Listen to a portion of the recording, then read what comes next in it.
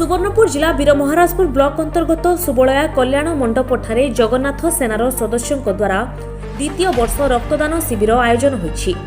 आरंभरू जगन्नाथ सेनार सदस्य और सुवर्णपुर जूनियर रेडक्रॉस कर्मकर्ता द्वारा मिलित आनुकूल्य एक सचेतन रैली अनुष्ठित होता।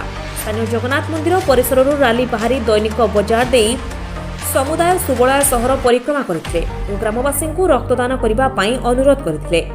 सुबलया सरपंच प्रमोद कुमार महापात्र शिविर को उद्घाटन करथिबा बेले समिति सभ्या लिली मेहर, वीरमहाराजपुर पूर्वतन ब्लॉक अध्यक्ष रंजित रथ, समाजसेवी Nandi Kishore Mishra, Ashok Purohit, junior Red Cross officer Ravichandra Pasayat, राज्य पुरस्कार प्राप्त समाजसेवी तथा रामनारायण दास प्रमुख रक्तदान पाई लोकों को प्रवर्ताइथिले। सुबलया हाईस्कूल जूनियर रेडक्रॉस परामर्शदाता चंद्रमणि बागों संयोजना क्रम उद्घाटित सभारे संतोष पुजारी मंच परिचालना करथिबा बेले ब्लॉक सभापति प्रमोद पोढ़ अतिथि मानकु स्वागत करथिले। ब्लॉक संपादक चंदन साहू धन्यवाद देथिले।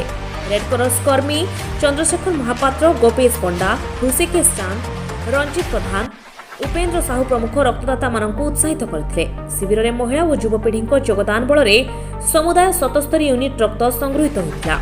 जगन्नाथ सेनार मुख्य प्रमोद पोढ़, संतोष पुजारी, चंदन साहू, किशोर मेहर, नीलांबर पांडे, मंटू पात्र, नारायण अग्रवाल, प्रमोद रणा, पिंकू पुजारी, दिलीप मेहर, नारायण मेहर, ललित मेहर, दयानिधि मेहर, नयन साहू, संपत पुजारी प्रमुख उपस्थित रही विशेष सहयोग करथिले।